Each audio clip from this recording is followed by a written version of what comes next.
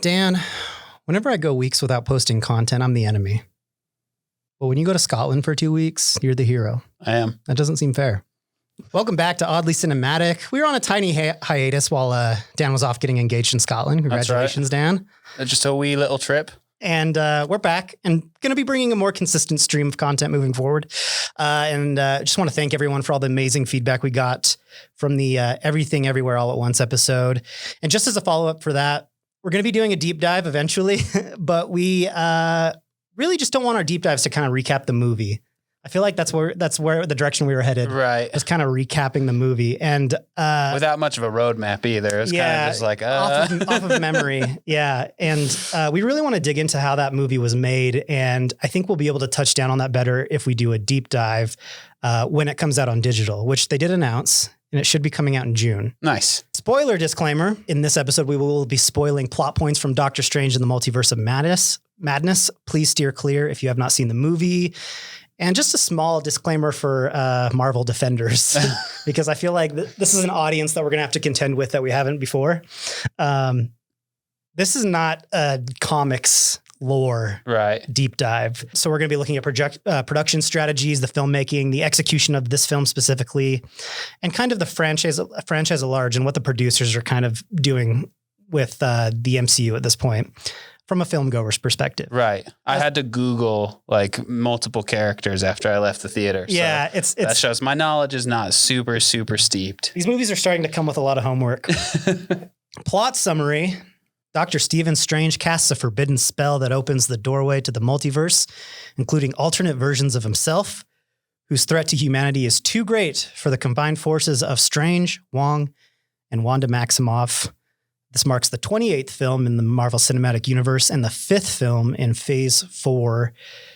That plot summary, I don't think really sells what the movie's not going very good. for. In fact, I think it's kind of misleading. Right. Also, 28 movies. Holy 28 movies. We were in high school when the MCU started. And I don't think about it this way, but the MCU is actually older than like The Dark Knight. True. Yeah, because Iron Man, I think, like a month. Yeah, a month or two before The Dark Knight. So it's really strange when you put it into that perspective. So going into this film, I think there was a lot of things to be excited about. The hiring of Sam Raimi at the expense, sadly, of Scott Derrickson, who I like. I'm a fan as well. Yeah, those things tend to happen with these large franchises. So that piqued a lot of interest from film fans.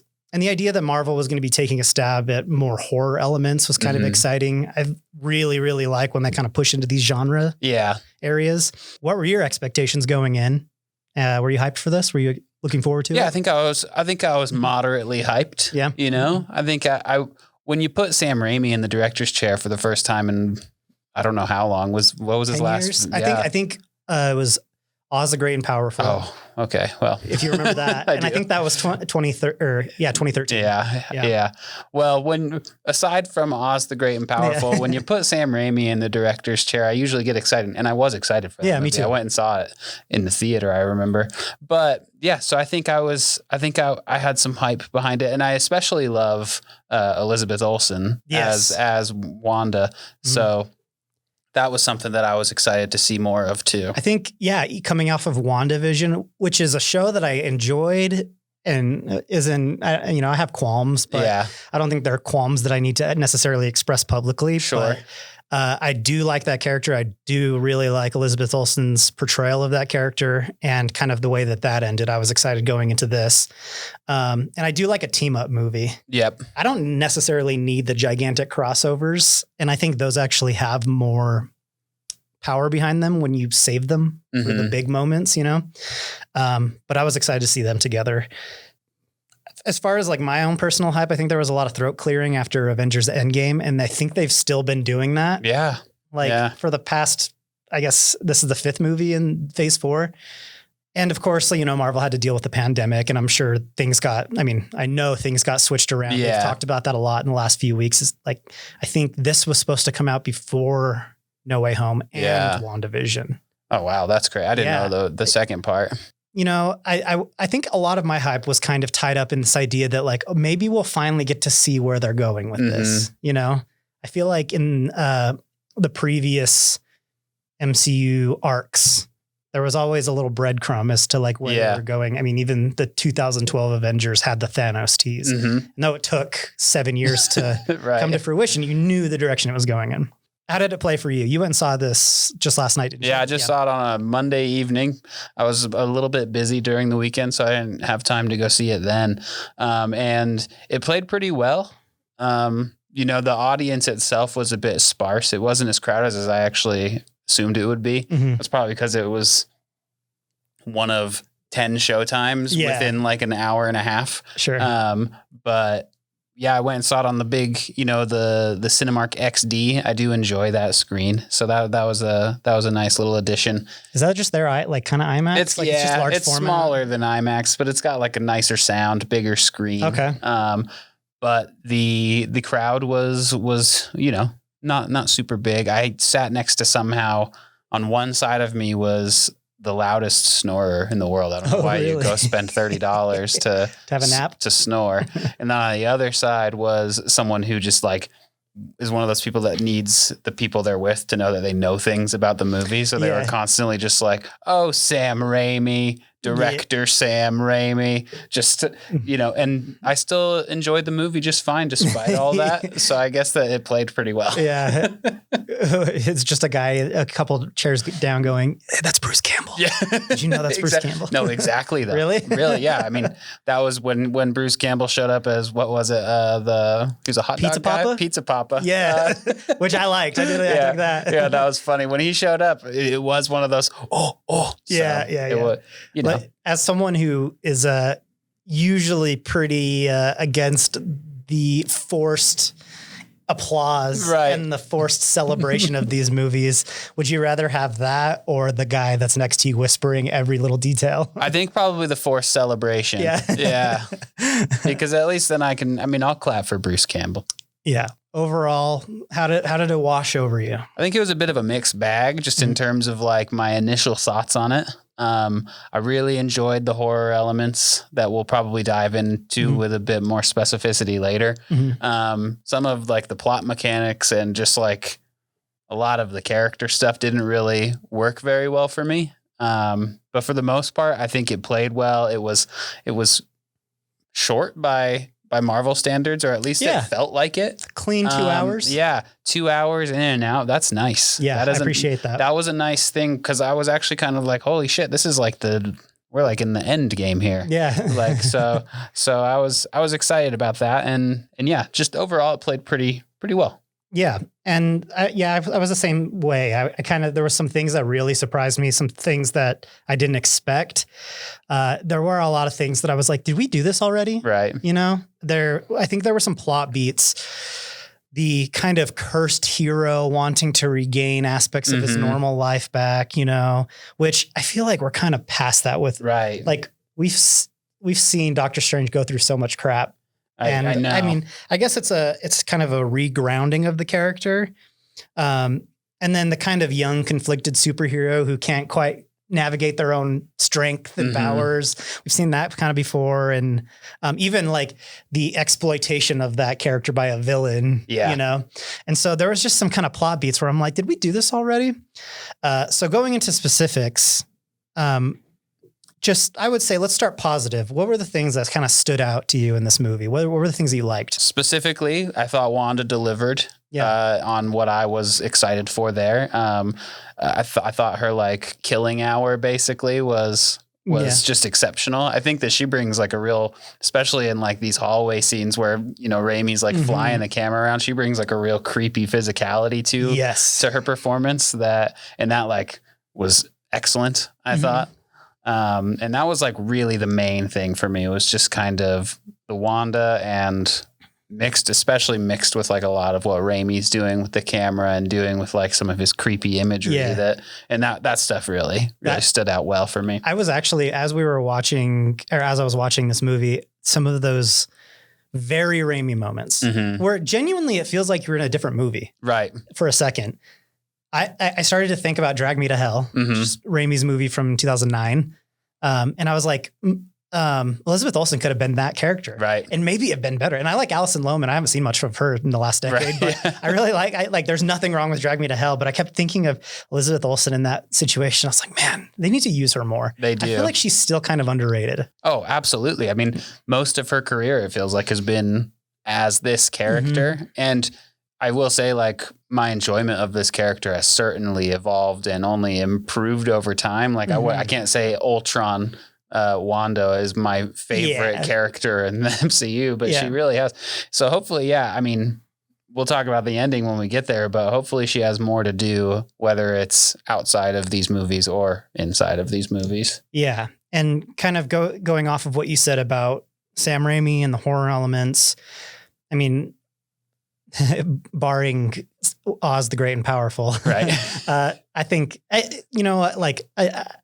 really, really admire Sam Raimi. And even with Oz and Great and Powerful, I just like a guy who takes swings. Right. Fine. If it doesn't work out, that's okay. It's funny because the things that I kind of found wrong with this reminded me a lot of Oz and Great and Powerful, where I'm like, where are we going with this? Right.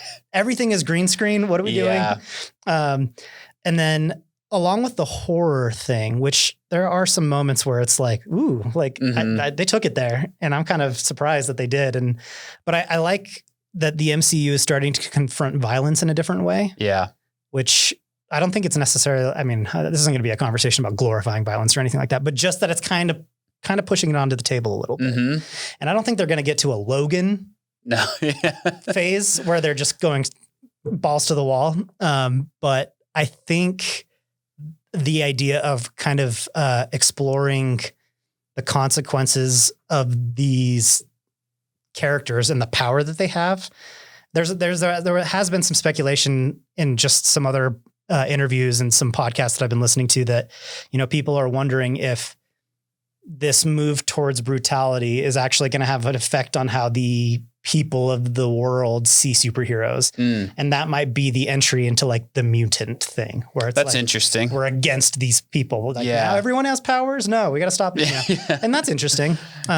Were there any scenes specifically where you're like, that's it? I really loved the like music note fight. That kind of is the centerpiece of this movie. I thought it was like the perfect like balance of like really kind of corny and really like funny and inventive way for sorcerers to fight, I guess. It seems like that's what you would like want out of these Doctor Strange movies. Like we've seen enough sparkles. Right. So like, many sparkles. How if he has that kind of power and inventiveness, and I guess we're kind of pinning it on him. Like, why aren't you more creative with how you fight people? Right. But really, it's the filmmakers, and I wouldn't even say it's. I wonder where that idea came from. Did it come from the director? Is this a previs thing that they figured out? But the music note fight was awesome. Yeah. And it was like, for a second, I'm like, what is happening? But then as it plays out, you're like, I've never seen anything like that. And it's super fun. I think this represents kind of like one of like when Marvel actually reaches its potential with the creativity, because that actually felt like something you would see in the comic books. Yeah. Because the comic books aren't afraid to go weird and goofy. It doesn't have to look like super cool, even though it did but, look cool. Yeah. But once you realize what's happening, you're like, are they going for this? And then not only just like the, set up for that fight, but the way that the score interacted with the scene. And because, the weapons were literally music, right?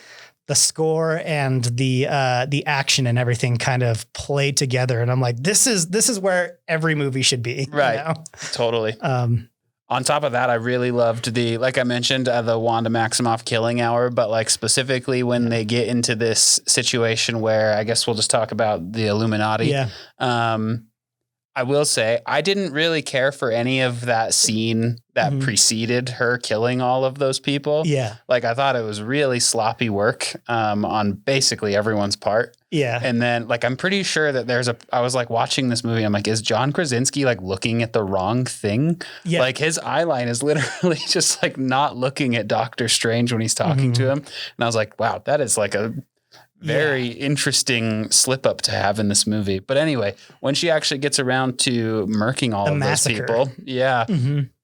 All of those were cool. I like the way she killed everyone, especially Black Bolt. Dude, that was the most like I think that is genuinely the most surprising thing I've seen in a Marvel movie. Really? Like that his head like implodes in a way. I mean, maybe I've become so jaded. I'm like, oh, these are all just kind of like cookie cutter kids movies at this point.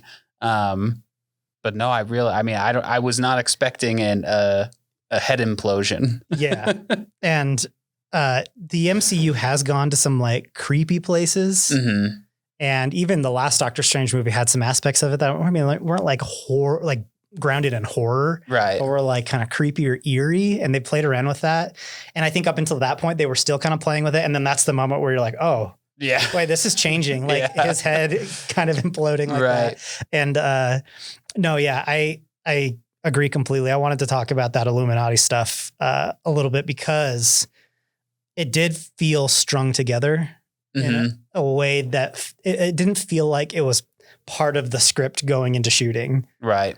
And when you're talking about John Krasinski, like in his eye line, it really does feel like each character is on their own green screen soundstage and that they've been just like edited in together. Right. And I mean, because most of them are like actually in close up. You know what I mean? Yeah. Like most of their shots are just in close up with only them in the frame. And then there's a couple of like wide shots that they could have very easily just like, put them all in there. Yeah. Yeah. And it's also when you do stuff like that, I don't know. And I mean, just right before this, I think like literally the week before this movie came out, they announced that John Watts stepped down from directing Fantastic Four. Right. And that was before this movie came out. So it was before we knew Reed Richards was going to be in this. And now seeing it, I'm wondering if that had anything to do with it. Mm-hmm. And whether, I mean, I have kind of a hunch that one theory is that, because like John Krasinski is one of those fan casting things where everyone was pushing for him to get cast as Reed Richards. And so one theory is like, oh, this is Kevin Feige kind of being like, I hear you, but also this is my sandbox to play in. So don't, and in that sense, that would be pretty funny. Mm-hmm. But I think there's also maybe a possibility that there was some negotiating going on between Krasinski and Marvel and maybe. Oh, and he wants to direct. I think if John Krasinski ends up being announced as the director for Fantastic Four, we could assume that's what went down. Totally. And John Watts, I mean, he didn't say anything bad about Marvel. I think he said he just wanted to step away from I can't blame him. Filmmaking. Yeah. He made like an indie movie and then made 3 giant Spider-Man movies. I can't. Yeah. But yeah, the actual violence and the kind of insanity of it, like cutting Peggy Carter in half, right, was that. And I mean, the Black Bolt thing kind of like got me. Yeah. And then she starts kind of killing everyone else, and I was like, oh, this is gonna be like a cool fight scene. And then she did that, and I'm like, no, this is a massacre. Like she's gonna kill all these people. Then leading, to the whole Professor X moment in I guess it's alternate Wanda's brain that he's inside. I think so. Yeah. He's trying to pull like the Wanda that she took over back out, right? Yeah. And then because at first I'm glad you brought that up, because when I very first was watching this scene, I thought that was the Wanda of like old that was just like trapped by, what is the book called? The Darkhold? The Darkhold. I thought that was like the pre-Darkhold Wanda, but then after I was like, oh no, that's probably the Wanda that she took over. Because she was dreamwalking. Dreamwalking. Calling it. Yeah. So did Logan Professor X have it worse than Doctor Strange Professor X? Yeah. Probably. That was pretty rough. Because he died thinking Logan killed him. Oh, dude, Logan is a brutal movie. I'm going to go rewatch Logan. That was a good movie. But, back to Wanda being creepy. So there was the massacre moment inside in the Illuminati dimension. And then the kind of first unleashing of Wanda where they put her in the mirror dimension and her getting out of it was really creepy. Yeah. Like that was where I was like, this is full Raimi. Yeah. Even to the point where she's like, did she crawl out of like a puddle or something? Mm-hmm. And the way that she crawled out, I was like, this is straight up like Evil Dead. Right. It almost felt like stop motion. Mm-hmm. Like, and Raimi isn't afraid to play with that. It feels like, seems like a very outdated technique. Right. But the way he does it looks so awesome. And yeah, so everything, like really, she really kind of stole the show. She did. And her as a villain was really cool. You know, whether that tracks with her character arc from WandaVision. Yeah, that was something I was really confused by when the movie started. I was like, oh wait, I thought that we ended with her in a much better place than this. Yeah. But so I guess that could take us into this next part of the conversation, which is, you know, whether it came from your expectations or just what you expect of these movies at large. What did you want to see out of this movie? I would have liked a little bit more character development for America Chavez, who I didn't know anything about going into the movie. So it's like, oh, they're going to introduce this new character. People seem to be excited for this new character. And all I really know about her is that she is so scared of bees that she will literally kill her parents because she ripped a hole in the third dimension. That'd be me with spiders. Just bye, mom and dad. We're done. You don't get a ton about her. And I think she's a post MCU character. Like she's a new comics character. She's just, I mean, like she controls her power with fear, I guess. So like, what are her powers? She can just punch a hole in the universe basically. Like, is that I think it's like, I think basically everyone has some form of kind of super strength, you know? Yeah. But also she can travel across dimensions. Yeah. So maybe she is kind of a key part of bringing all these things together as they move forward, because it seems like the multiverse is here to stay as far as phase 4 goes. And maybe she's a key part of that. One of the rumors that had been going around was that she was actually supposed to be in No Way Home. Oh, okay. So maybe she got, and I think this was back when they expected Multiverse of Madness to be before No Way Home. So maybe she got an intro in this movie.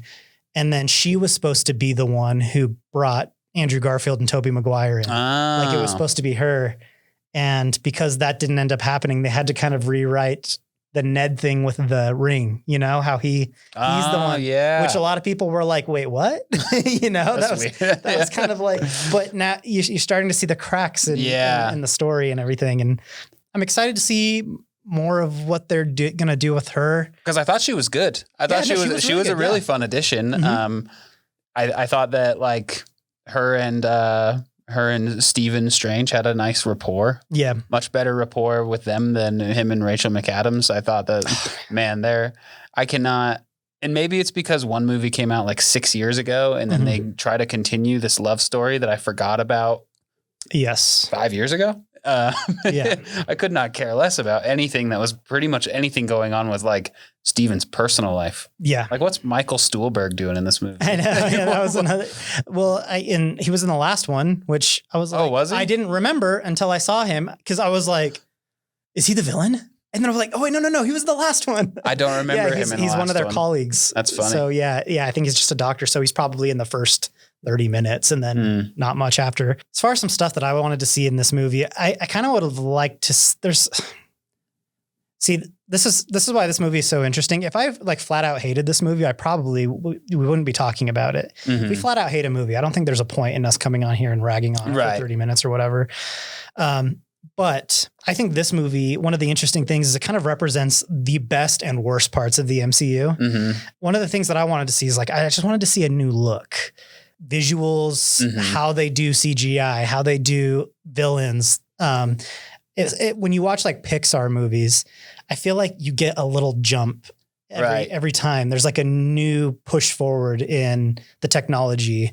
And I wanted to see a new look for this. And when I say this represents the best and worst parts, is like it had the look that I just hate, which is like 5 people standing on different sound stages behind a green screen, photoshopped together, the lights hitting their faces slightly different. So it looks kind of wonky.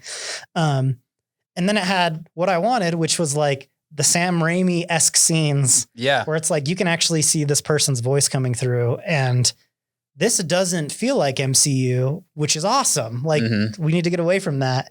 And I was kind of hoping they would have left that in the last saga and kind of move forward with some things. But, and it's true. Like half of this movie feels like it wasn't directed by Sam Raimi. Right. Like it's very uneven in that sense. And then, just other than that, some postscript things. that have happened in phase 4 thus far, this kind of felt disconnected from everything else. Even WandaVision, which it should be kind of like, this could be Doctor Strange 2, or it could be WandaVision Reloaded. Like it kind of acts as this, or Fantastic One, depending on how you look at it. And I thought there would be kind of some postscript on those types of things. Even the plot summary that I read, which I pulled from IMDb, it says Dr. Stephen Strange casts a forbidden spell that opens a doorway to the multiverse. That's not what happens. Right. That happens in No Way Home, but it seems like the events of No Way Home had really nothing to do with this. Yeah, they kind of hand wave it off a little bit. Yeah. It's just like, oh, there was the thing with the Spider-Man. Yeah. And that's it. And that's what I'm kind of waiting for, is I'm waiting for that click for the whole story. And it's getting even more complex with the TV shows that are going. I don't know if you're following any of that. Yeah. No? Yeah? No, I am. Yeah. Did you watch Moon Knight? No. No. Not yet. I'm behind. Yeah. Scotland really messed me up, man. Yeah. There was a lot of TV and I was gone for a bunch of it. So I've got like 12 episodes of some stuff to watch. It's just too much. Yeah. So yeah, any direction, any kind of tease or set of expectations on what we can expect from the overarching story, which I thought that's what we kind of had at the end of Loki. Yeah. Where I'm like, oh, this is it. This is where we're going. But we haven't connected to Loki yet. Not at all. Yeah. It's kind of just been this opposite thing. And even to the point where I'm like, wait, so there's this clear rift in these different universes. Did Loki cause that? And then I think Kevin Feige came out and said, yeah, that was caused by Loki. But then it's like, wait, but then the Spider-Man thing, did that cause it? But they fixed that at the end of it, right? And so seeing how all these things it is a lot of like universe stuff. Yeah. You know what I mean? And that like really kind of takes a lot of stakes away from things. Also, the universe stuff is like very inconsistent in what like matches and what doesn't. Like, why is Doctor Strange and in one world and Doctor Strange in another world, why did their sister die the same way? Like, that doesn't make a ton of sense to me. Like, why are some things super different and then some things not different at all, I guess? Yeah. So there is a lot of multiversal stuff going on, and it doesn't seem like they're spinning the plates quite as well with that as they were with some of the other stuff. Like you had in previous phases, like people in space, people on Earth, people here and people there. And it was like, how is this all going to come together? And they really landed it well when like the Guardians met up with Thor and met up with blank. And then like, maybe they will do that, but I just don't know what you're even connecting at this point. Well, that takes us right into our next topic, which is, we're halfway through phase 4. Really, like, I mean, I guess we're kind of talking about it. What I wanted to talk about was like, how did this act as a new benchmark in the MCU? And like I said, this could have been a WandaVision sequel or a Doctor Strange sequel. And it didn't feel like either, really. Right. And it still feels like, and if they came out and said, yeah, the pandemic just completely screwed our plans, I'd be like, okay, yeah, you can't really do anything about that. That's fine. And I think in some recent interviews that Kevin Feige did, he said that him and the Marvel leaders are going on a retreat to plan the next 10 years of Marvel movies, which I'm like, I think that needs to happen. Yeah. I don't know how they're outlining this type of stuff, but it feels very disconnected. And maybe that's just because they had to move the actual releases around, which can mess with the continuity of the story. But that's going to continue to happen probably. Yeah. Do you know what I mean? I mean, like, I think that they just moved the new Marvels movie back, the Captain Marvel movie. I know they've moved Miss Marvel the show back a bunch. Yeah. You know what I mean? So I feel like that's going to continue to happen. So if these things are all neatly tied together, they got to, I don't know, stick to dates a bit better. I don't know. Yeah. Do you think this movie moved, I mean, we kind of touched on this a little bit, but do you think it moved the characters' smaller story arcs forward in any meaningful way? I mean, we talked about Doctor Strange. His biggest transformation really in this movie was that he got a new side piece and a new eye. Yeah. Got a new eye and a new girlfriend. I guess we're led to believe in one of the most ridiculous stingers for these movies. The Charlize. Yeah, who I'm always happy to see. I love Charlize, but I'm like, what are we doing with her? You got attached to Doctor Strange. I know. I was so confused when she showed up. She should play female Thanos. She should be the big bad or something. Totally. Yeah. I don't really know. Yeah. I mean, I guess like, because the idea was oh, I'm not like all these Doctor Stranges. I don't have to have but like he admits like at the end, he's like, yeah, you were right. I actually am. And and that's why I got to do this Darkhold thing. And now I've got this third eye. So no, I don't know if it really pushed anyone's story further aside from maybe Wanda, you know? Yeah. And Wanda seemed almost extra textual because I thought that, like we discussed, I thought that a lot of her baggage had been kind of accounted for and resolved by the end of WandaVision. But then you start this movie and she's just like right back in it. So yeah, kind of motivated by the same things from WandaVision, right? You know, like she was the villain in WandaVision and now she's the villain again in this. And the way that they've been promoting it, it really feels like they were trying to hide that fact. Oh, absolutely. I didn't know she was the villain. No, neither did I. And then like literally, I mean, it's the scene where Strange visits her and they're in the orchard. It's very early on. Yeah, like, which begs the question why they hid it at all. It's literally her first appearance. Yeah. And it makes me wonder, like, how would this have played out if Doctor Strange came out before WandaVision? Would it have been, I mean, would that have worked her kind of going on that downturn through this movie, disappearing, and then she ends up in some random town and WandaVision happens? It seems like maybe that would have been a smoother character arc, but it feels like a little bit of a regression, even though I think we got conclusion with her character. And I think so too. I don't think she's dead. I think. Oh, you don't? No. You think she's dead? I kind of thought she was dead. Yeah. But I mean, with these, that's kind of what I mean. Yeah. Like the multiverse thing makes everything kind of, because we know that's not the only WandaVision, and I mean only Wanda. Yeah. So I don't know. Yeah.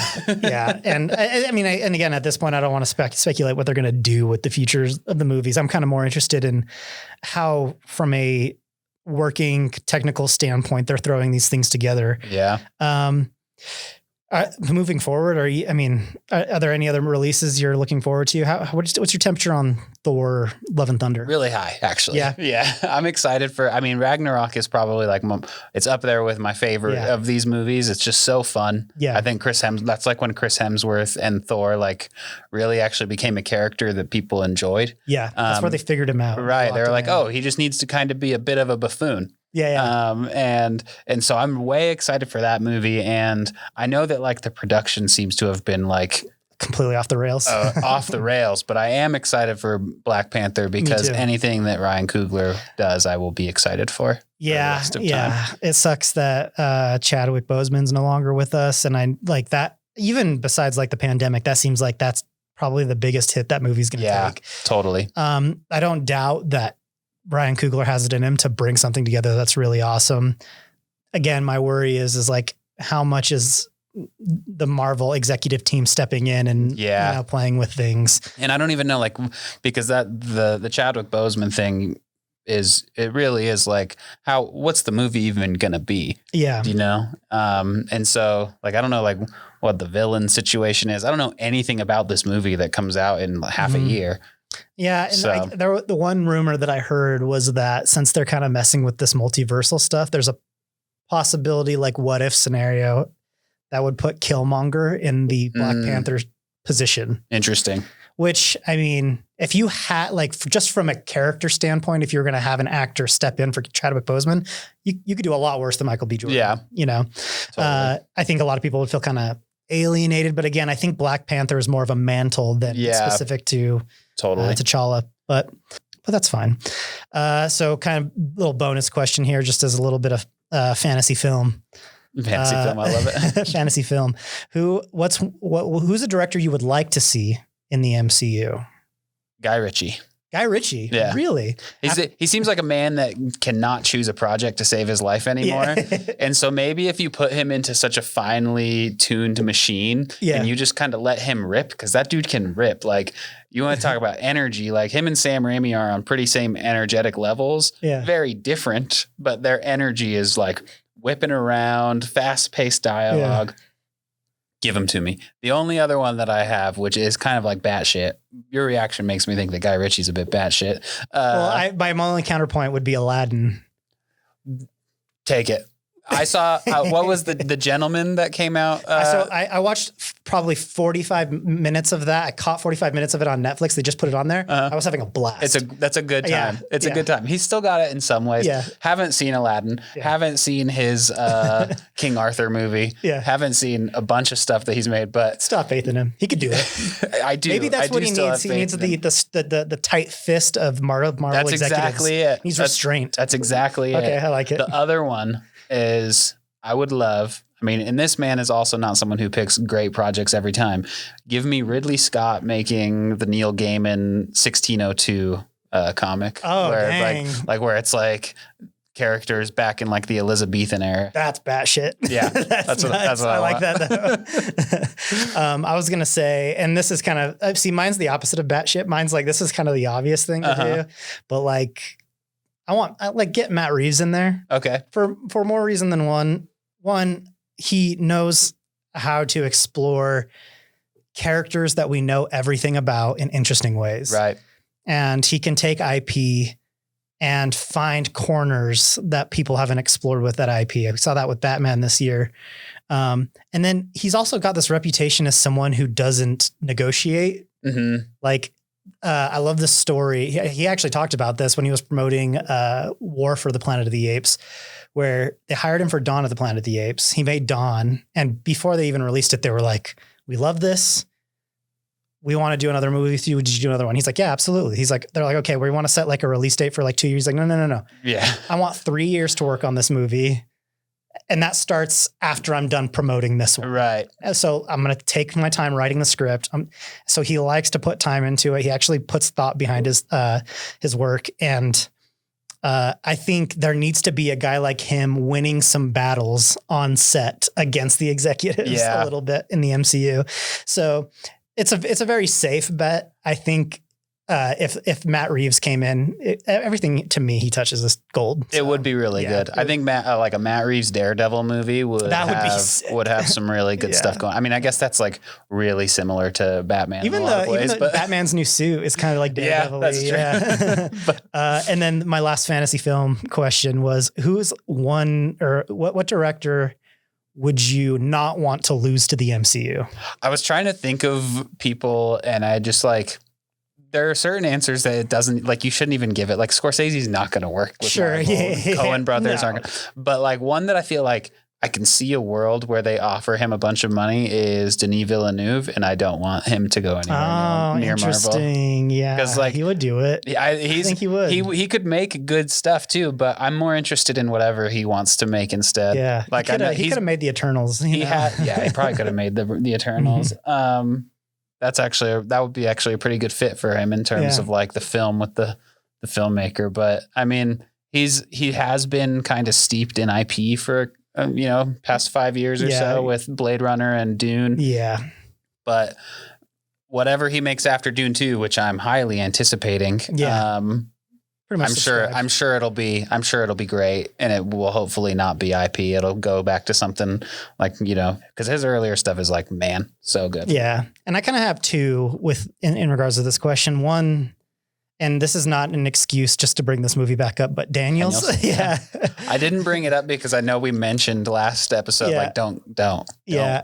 And trust me when I say that we're excited to move on to movies that don't deal with multiverses as much as we loved Everything Everywhere.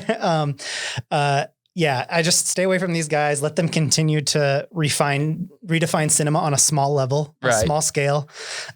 So yeah, that's Doctor Strange in the Multiverse of Madness. I guess we'll be back talking about Marvel movies in July when Thor comes out. Right. In the meantime, we will have a new episode next week. I kind of just don't want to like tell people what we're going to do ahead of time because I don't want to kill expectations, Yeah. And I want to reserve the right to change my mind later. Let's do it. It'll be Petite Manon. Yeah, but it might not even be a new film. That's the one little nugget that I'll give you. It might not be a new film. So stay tuned for that. If you haven't yet, hit subscribe. Please do. And we'll see you next week.